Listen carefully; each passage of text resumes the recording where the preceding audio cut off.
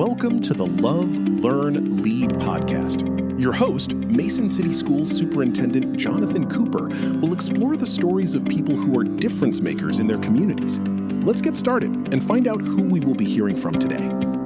Welcome back to our show. We are excited to have some teachers here now. We are in our summer session right now, and it's so exciting to have teachers here with us to talk a little bit about STEAM and the impact that we're making throughout the district with our STEAM courses. Oh, you are in for a good show today to talk about innovation happening within our buildings. So let's go ahead and get to know our guest today really quickly. So let's start with Dan. You starting us off? Sure, I'll start us off.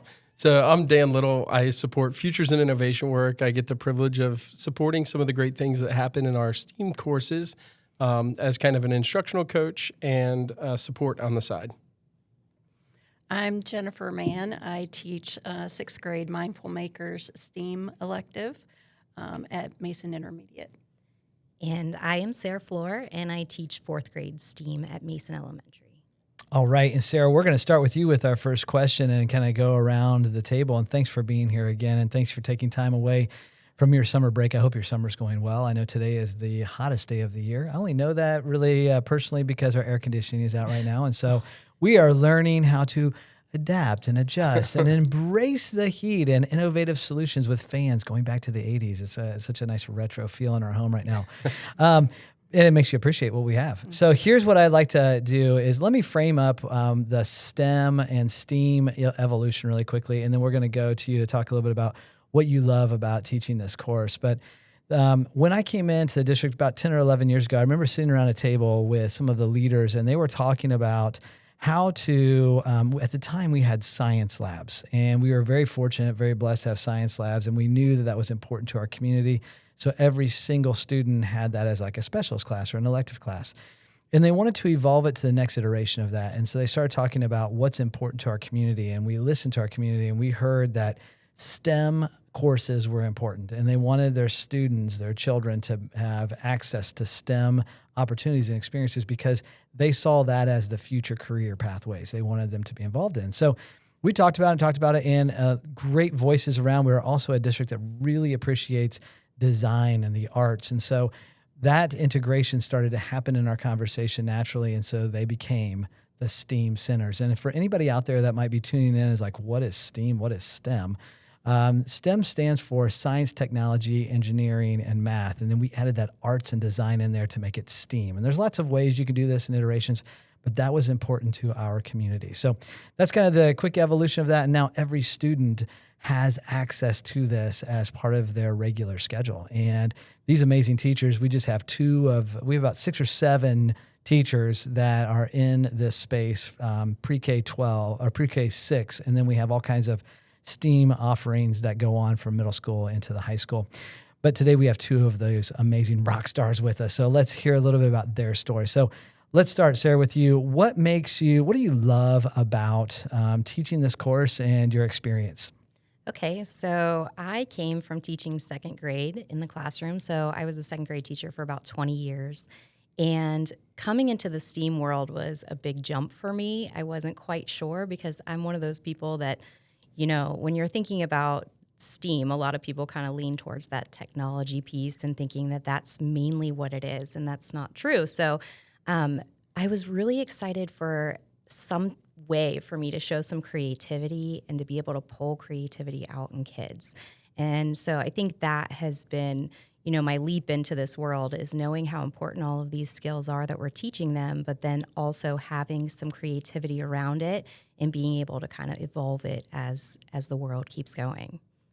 That's great. Jen, you want to jump in, tell a little bit about your story as well? Sure. I started at Mason as a special education teacher and then moved into a language arts position. I think I taught special ed for about 8-9 years and then moved into language arts. This upcoming 26-27 school year will be my 5th year in STEAM.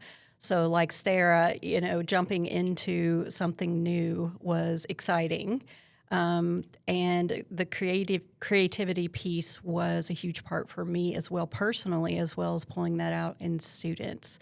And I have to mention Laura Tonkin, who started this program, the Mindful Makers STEAM program. So it's really a combination of, I always value the whole child, and it was really that part that, as well as, just I've always been a lifelong learner, so trying that challenge of something new. And with STEAM being a part of daily life, and everything, it's ingrained in everything that we look around us and we can find it. So that was exciting to me. I love it. And a shout out to Tonkin. That's a great connection to STEAM, not just being about the exploration or, as you said, the technology and innovation, but it's also the innovative solutions to just well-being in general and access to everyday things.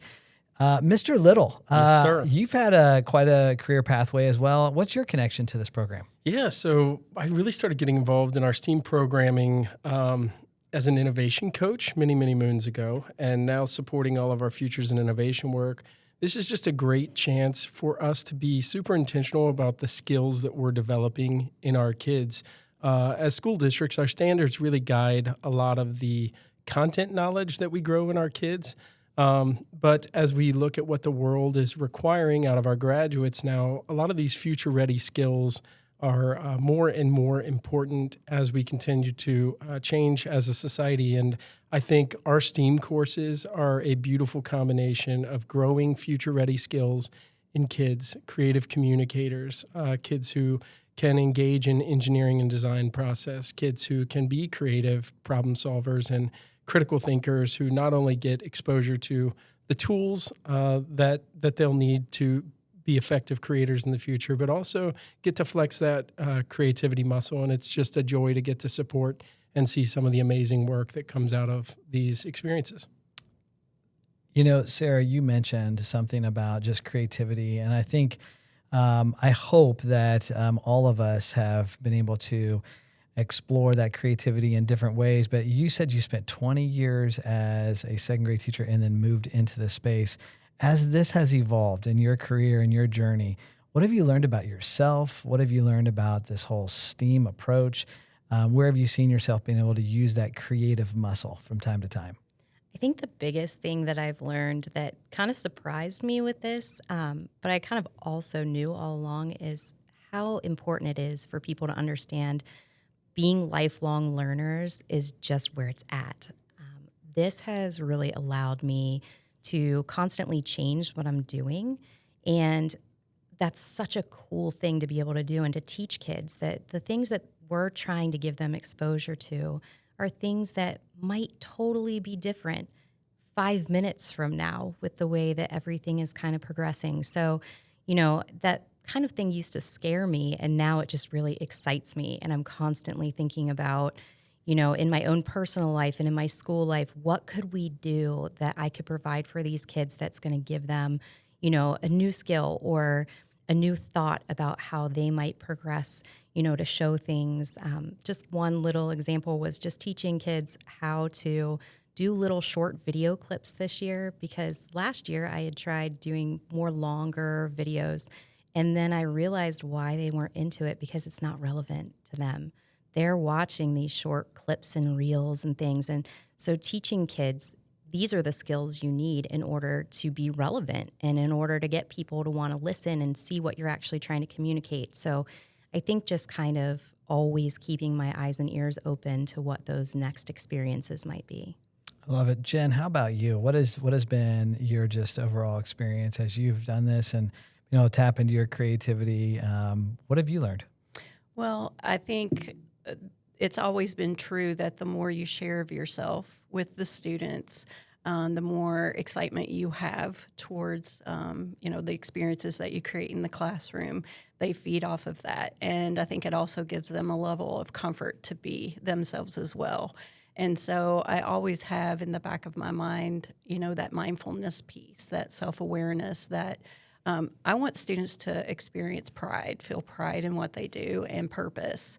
And so in this course, that's always something that, I come back to as far as, is this a meaningful experience for you? Not for me, not for what you think your teacher expects you to do, but is this meaningful for you?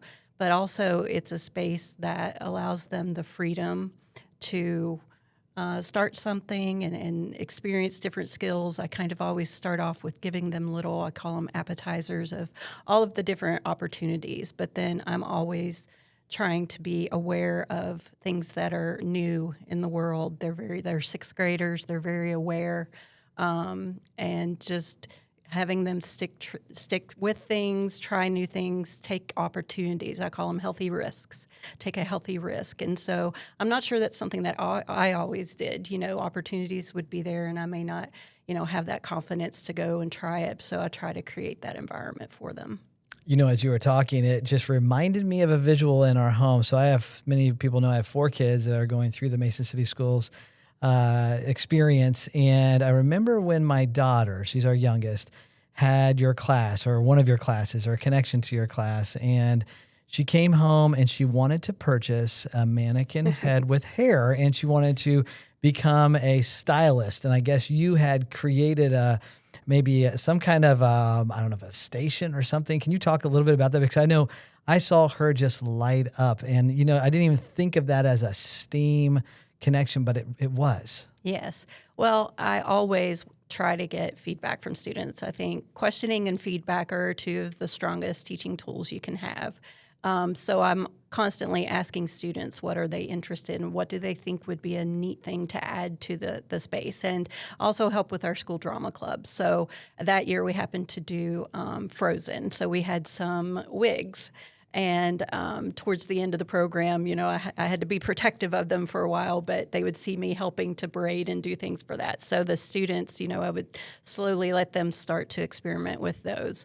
And luckily, the next year we were doing some renovations, and in lieu of, I took that healthy risk. In lieu of having certain furniture items, I reached out to Dan and said, hey, I did a little research on some STEAM with hair and, how that's connected, and this is how I would tie it in with curriculum. And what do you think about a little, salon station area? So, and, gratefully it was approved, and that has been an amazing space for going back to the wellness piece. I will see kids, boys, girls, it is constantly being used. And just an opportunity to talk about self-care, an opportunity to talk about, how it feels to help others who might have, even in the medical field, issues that may cause skin, what chemicals we're putting into our body, so it opened up a lot, but it also opens up that opportunity for students you'll hear them kind of unload and talk about things through their day. And that's what I really want that space to be. So listening to students, seeing what they're excited, observing, seeing what they're excited about, and then taking the leap to ask and see if that's something that would be, we could offer. Well, it definitely had a ripple beyond the classroom, because I remember the first time I walked by our dining room and I saw a mannequin head with the hair just hooked to our table. I had a moment and I was like, what is going on? But then I realized this is a passion area, and I just loved how watching my daughter just light up. Sarah, one of the things that I remember walking into your class, and I think do you have as a turtle, is that right? Or a yeah. tortoise or something? You were doing some project where I feel like kids were designing things around that, or stories. Can you speak to that, or is that one I could just ask you about there? Yeah, absolutely. There's always an opportunity to talk about Shelly. So Shelly, she is an Eastern box turtle. She's got this whole long story behind her. Long story short, in my other career that I do as a volunteer basis, I run a wildlife rescue, and Shelly came in as an actual rescue. And she was actually kept by people where it was illegal for her to keep them for them to keep her, and she was not cared for well. And because of that, she can't ever be released back to the wild. And so the state of Ohio allowed me to keep her because I'm a rehabilitator, and she is a certified Ohio Education Animal Ambassador. So she's very fancy. Wow. And the kids love her because she can teach them so many things about caring for something, about animals in general, about, just wildlife rescue. And so I was trying to figure out how we could then turn that into not just having a pet in the classroom, but also, teaching them how to use some of these STEAM skills. So they've done a variety of things. They've learned digital storytelling where they made some comic strips. We've used Google Vids. We've used AI where we created, it was actually a little chat bot named Shelly who was programmed to know all of her past history and things, and allowing the kids to, learn how to responsibly use AI to ask her respectful questions and get answers, and then how to kind of then communicate that through something digitally as well. So she has been kind of the spur for a billion different things that we've done in our classroom. Shelly. I love this, Shelly. And the stories are great that come out. Thanks for using that creativity to get our kids connected. Dan, I'm going to turn it to you. And so these are STEAM classrooms, and I'm just curious, and I'll come back to our teachers in a minute for maybe a specific example, but how the work that's happening in our STEAM classrooms is connected to a broader vision of the district and how it's connecting out into the other classrooms, and maybe skills that they're learning, how are those connected out there? So it's not just an isolated experience. Absolutely. Well, that's the beautiful thing about STEAM and the programming that we offer and what our teachers are creating is these transferable skills are not only skills that are impacting them and allowing them to do amazing things in their STEAM class, but when Sarah or Jen inspire a kid with a new opportunity for communicating professionally through short form video, these are things that our kids then go to teachers and ask, hey, can I use this skill that I have to be able to show my learning in social studies? So it's an inspiration and a way to plug into our traditional classroom areas. The other thing that we're really intentional about in all of our dream centers across the district, a dream center is a combination of visible thinking and collaboration space, a community connection space, a maker space, a digital storytelling space where kids can engage in creative communication, our podcasting space. Many of our podcasts have been recorded in a dream center. So if we think about our STEAM classes as a catalyst for students to be able to really use future-ready skills, we've intentionally paired the experiences that our kids are getting in our lower grade levels with the equipment that is accessible across our schools. So in our middle school and high school dream centers, all these great skills that kids are growing and learning and practicing and exploring in our elementary buildings, they have access to the same high quality professional tools. So when a kid learns how to 3D print in a third grade classroom and learns how to start designing in Tinkercad, those same skills are transferable as they move up into the high school, and they could go down during a study hall or even after school to use some of our makerspace experiences. The idea is that we're not creating fun activities, we are growing impactful skills in our kids, and those are things that not just transfer to their secondary education experience, but also transfer out into the world as well. So when a kid is trying to build a portfolio of all of their great skills that they want to land a cool position, either as a job, they've got the chops that they need to be able to thrive with that. And then what would be an example, Jen, where you see that happening from your class? And that's because when we look at the whole district and we look at these experiences, it's going to be really powerful that kids get these, like the podcast skills and all the different things that we talk about. But what does it look like for you? Where do you collaborate then with the teachers and see that rippling into other classrooms? The makerspace is a very busy atmosphere. We have kids that are doing 3D prints. We have kids that are doing the digital graphic design. They're out creating things in with cardboard. The cosmetology area. So a lot of time we created dream carts.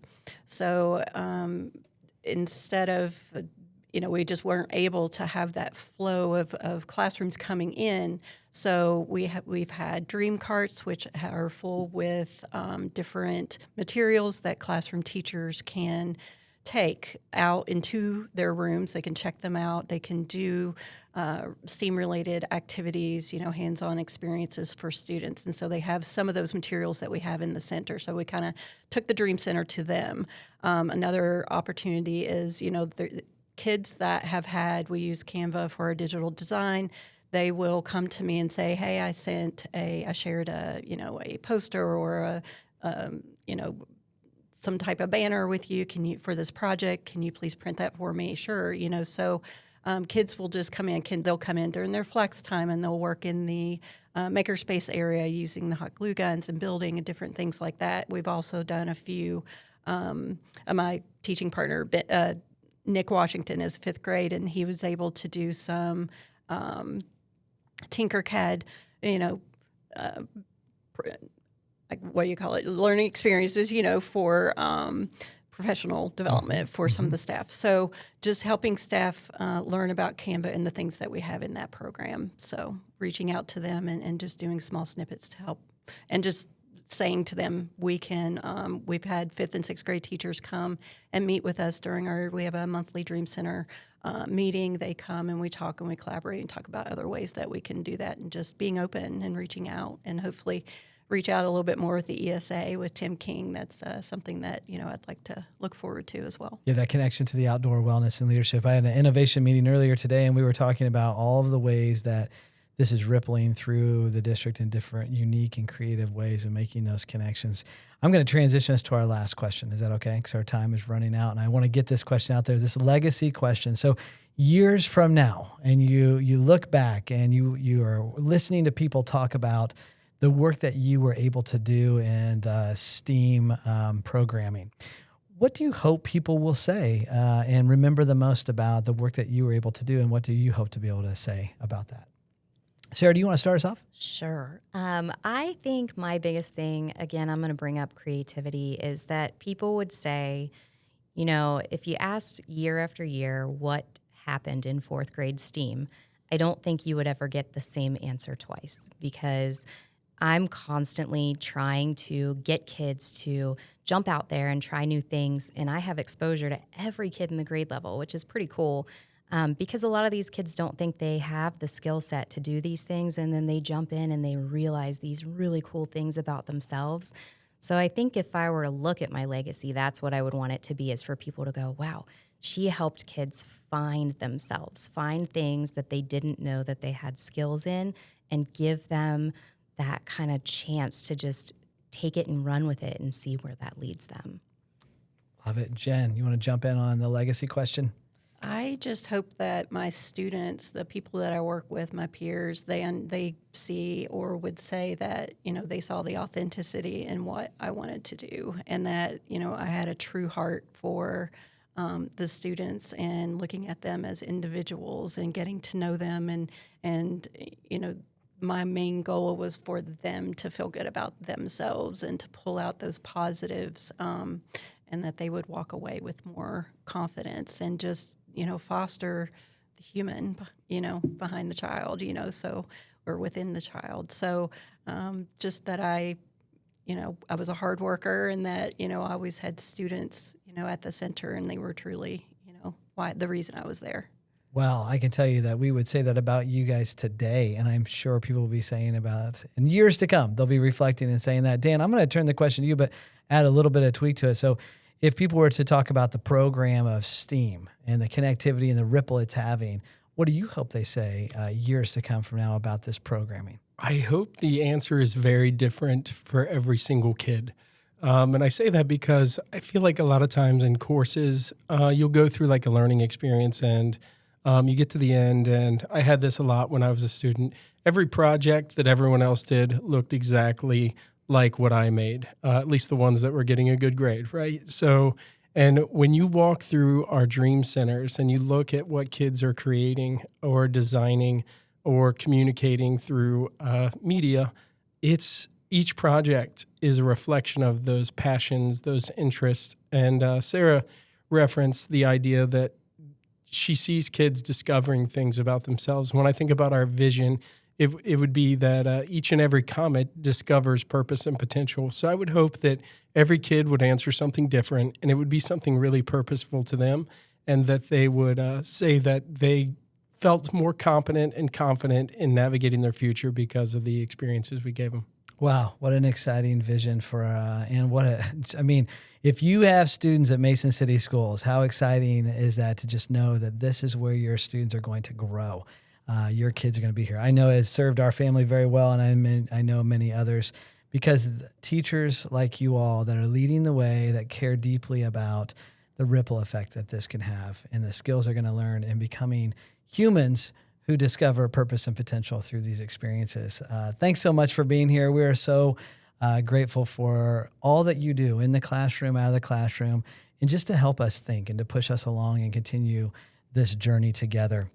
Well, you've heard it here. You've heard these teachers talk about the experience. And if you ever want to learn more about our STEAM programming, you can find more on Mason City Schools' website, or come and visit us, reach out to us. We'd love to give a tour of the space if you want to see what it looks like in action. It is a hustle bustle, a creative space where you see kids taking risk relevant to their world.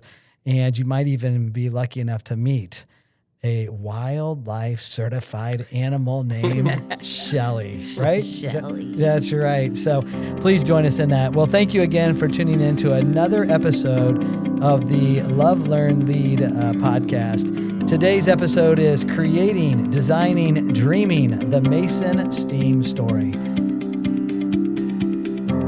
Until next time, continue discovering your purpose and potential through the lens of love, learn, and lead. Love what you do and the people around you. Stay curious and never stop learning. And whenever the opportunity presents itself, step in and lead. Make it a great day.